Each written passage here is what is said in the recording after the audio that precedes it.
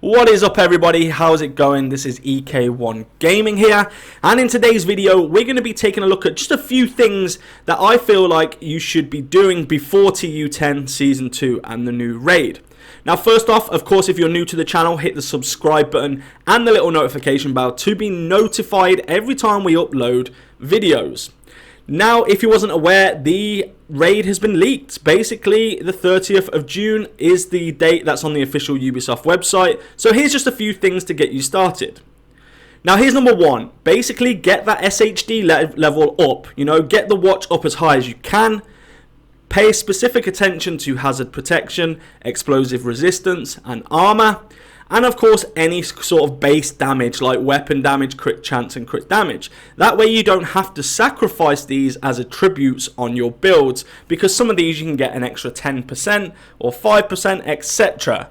So it's definitely worth looking at all the tariffs, all the tiers, and getting as many up as you can. Now, if you can reach level 1000, that's absolutely fantastic, but just try and get as close as you can when it comes to this. There's not like a set point where you should be at, but obviously the higher, the better. This is also going to give you scavenging materials to be able to re-roll, recalibrate items. Now, going straight into number two, and that is to save up or max out your DZ resource. So these are like your DZ credits, where you can use these to purchase items from the DZ vendors. Now, the reason being why I'm telling you to max these out, because in TU10, each DZ vendor each week will sell an item that is DZ exclusive. So you're looking at the Virginian, Hollow Man, etc. So make sure you've got the credits ready to buy these items from the vendors each week. If you need help getting credits, let me know in the comment section below. If I'm on, I'll quite happily do a farming route with people where we can go into the dark zone and just basically farm landmarks, get credits. Another way to get them is just dismantle gear in the dark zone and extract the credits. Now, of course, you know where the vendors are, but at the moment they sell pretty much trash.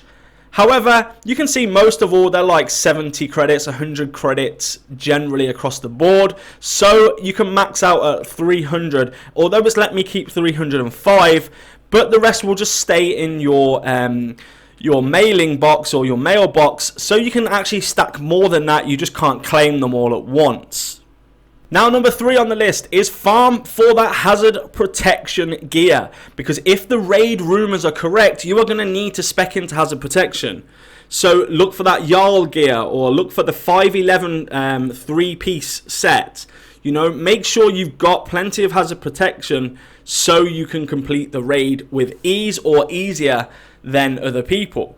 If you haven't got it, make sure you just use the target loot. Make sure you pay attention to different brand sets, what they offer, and mix up a decent build together. Of course, that build there is just a random build I chucked together. It's not fully spec'd how I would use it. However, we will be releasing build videos. But just as I say, pay attention to the target loot each time it changes, each day. And make sure you're farming for the right gear, such as 511, Jarl, or anything that's going to offer that hazard protection and armor or health or something like that. But make sure, of course, you don't just spec into that. Keep an eye on talents, weapons, etc. too. Now, next up, this goes kind of hand in hand with what we were just talking about, but make sure that your recalibration station library is pretty much full and you've got those maxed out attributes. The core attributes and the actual just smaller attributes are going to play a massive part in your build, so make sure you max them as much as you can. If you can get 100% max, that's amazing. I'm just a little bit short on some of them, but I'm not far off on general things. So just go out, farm gear. If you need a certain talent, just make sure you're keeping an eye out for that talent, or if you need a certain attribute, keep an eye out for that attribute. Even if you don't want that piece of gear, just go in and literally put it in your library. Keep those talents in gear. Just make sure you fill it, because you never know when any of this stuff is going to become good again. So every talent is worth keeping. Every attribute is worth maxing out.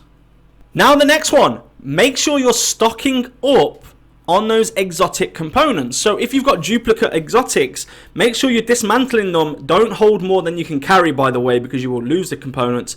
However, just make sure you've got some, because when you're getting these new exotics, etc., you're probably going to want to re-roll them, especially if they're like raid exclusives and you get a poor roll or a bad roll, you're probably not going to want to go automatically back through that raid again, especially if they're only dropping like once a week or something, however they're going to do it. So make sure you've got those components ready to hand before you go into the new raid or get the new exotics from the season pass even. Just make sure you're prepared, so you know what the loot's like. It's not always the best, so hopefully just stocking up on these will give you that extra chance to be able to re-roll them multiple times if you needed to get them to a standard that you like. Now, last but not least, make sure you go over and meet new people. So go to people's Discords. Now, we have a Discord here which has got looking for groups on each platform. So if you're on PlayStation, PC, Xbox, there's all different groups, there's all different voice channels, and there's around 4,800 people, I think, or something like that within my Discord server. So go over there, the link will be in the description below. Click that, accept the rules, pick what platform you're on, and you'll only see the relevant stuff for your platform. So if you're looking for group, you can put advertisements in the correct channel, and hopefully we'll be able to get a lot of raid groups going. As well as that, I'll be doing raid groups on my YouTube as well. So when I'm live streaming, we'll be doing raids, just doing carries and teaching people how to do it. As well as my Discord, there are plenty of other Discords you can use. Other content creators, even the Division's official Discord has a looking for group within the actual channels. So make sure you go there and meet new people, get prepared for that team for the raid.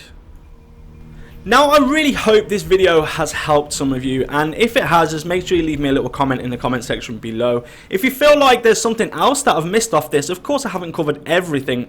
However, if there's something you feel that I need to make people aware of, or that I should be aware of, the fact that we should be doing something to prepare for TU10 and the Season 2, and including the raid, then let me know in the comment section below. You know, if you like the video, hit that like button. If you don't like it and you want to hit the dislike button, that is fine, because everyone has their own opinion. But please just let me know in the comment section below what you dislike about the video, so that way we can look at the videos and we can literally use that feedback to improve our content in the future. Now again, don't forget, hit the subscribe button if you're new, the little notification bell, and follow me on Twitter for up-to-date information. Day to day, I'm pretty active on Twitter and will always respond to your messages on there. So thank you so much, everybody. Take care, and I will see you all in the next video. Let's go!